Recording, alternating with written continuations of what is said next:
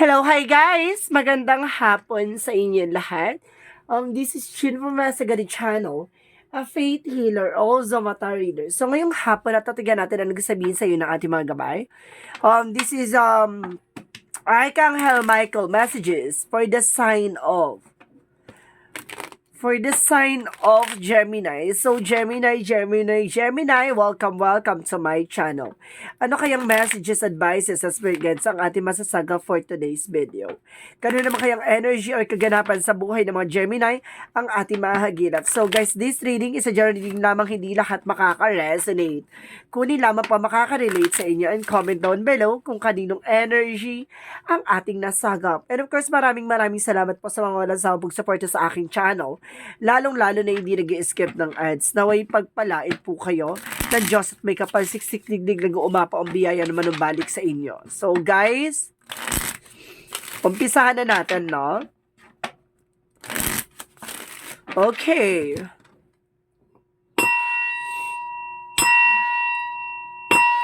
Angel Spirit Messages, given information for the sign of Gemini. Archangel Michael Messages.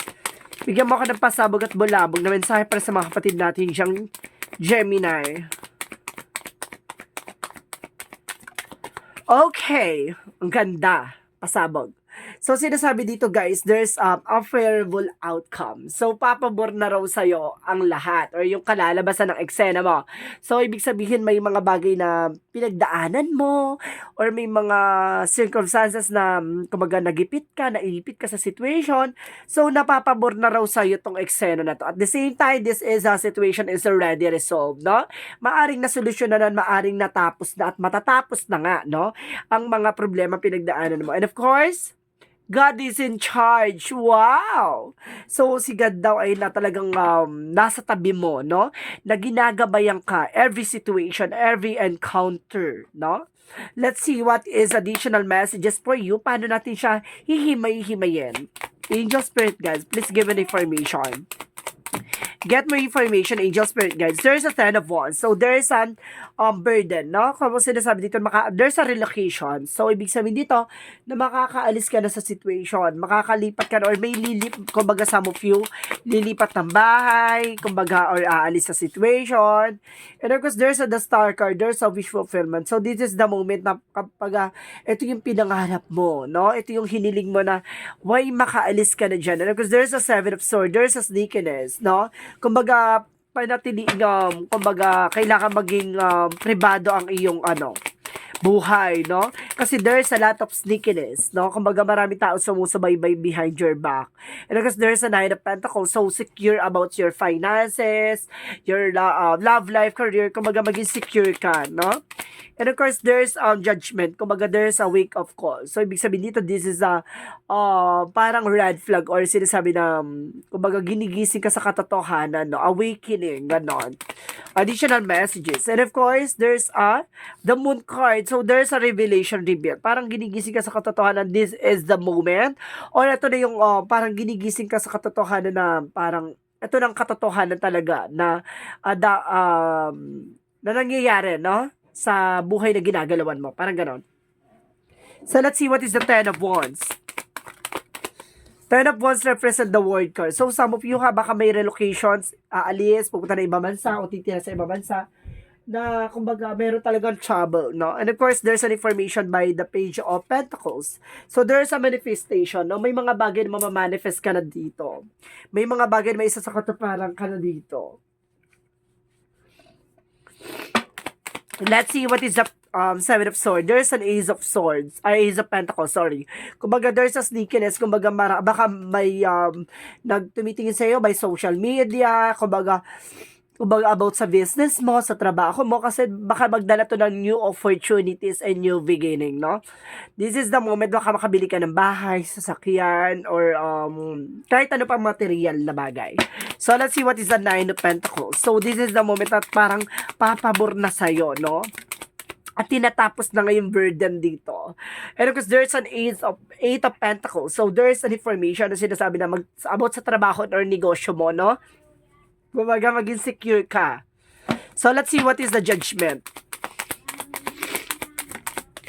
There's an Ace of Cups. So, there's a new love life, new beginning. And of course, sinasabi sa'yo dito na parang marami ka mang pinagdaanan for the past few weeks, past few months, past few years na kumbaga pagdating sa love life. So, this is the moment na magkakaroon ka na ng bagong simula, no? And of course, there's an Eight of Swords. So, kailangan mong kumawala sa mga negativities. There's a dreams, rather, no? Kumbaga, may mga pangarap ka, no? Kailangan mo lang pakawalan yung mga negative thoughts.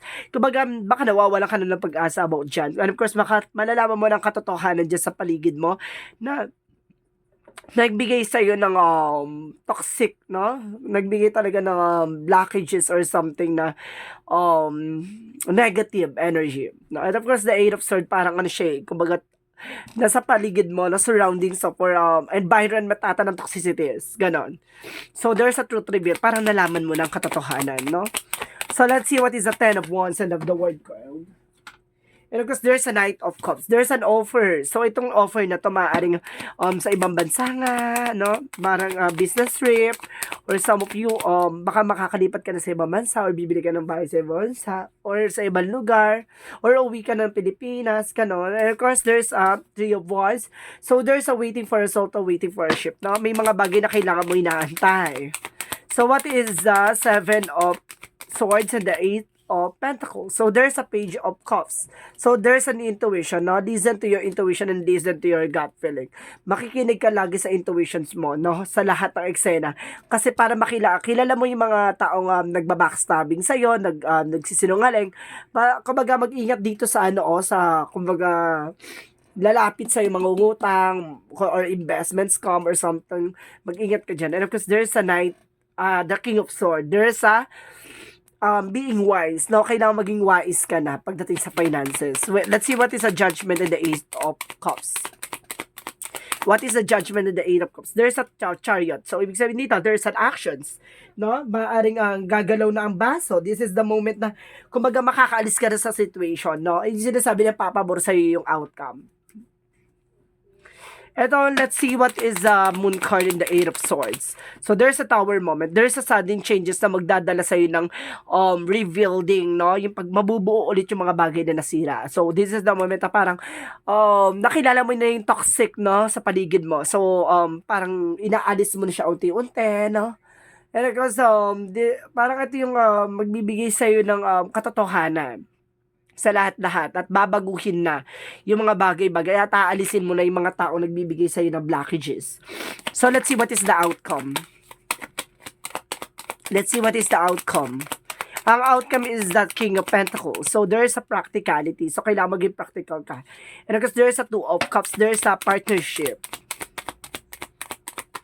So, there's a partnership. At the same time, there's a devil. So, mag-ingat ka ha. There's a temptation. Or something seductions, ganon. Okay, so let's proceed na tayo sa ating angels messages, no? Tignan natin na pinaka-messages, advice sa inyo, spirit guides ang ating masasaga for today's video. Na pinaka-message siya yun. There's a double mission. So, there's an information na bibigay sa'yo ng kaliwanagan, no? Kumbaga, kung ano ba talaga yung makakatulong sa'yo, ano yung magiging life purpose mo.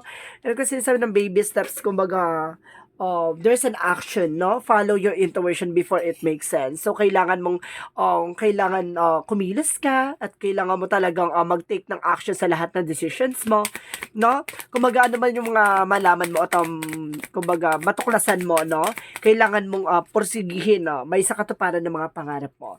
And of course, there's a jump in. See? There's a say yes to change. So, ibig sabihin, handa ka dapat sa pagbabago, no?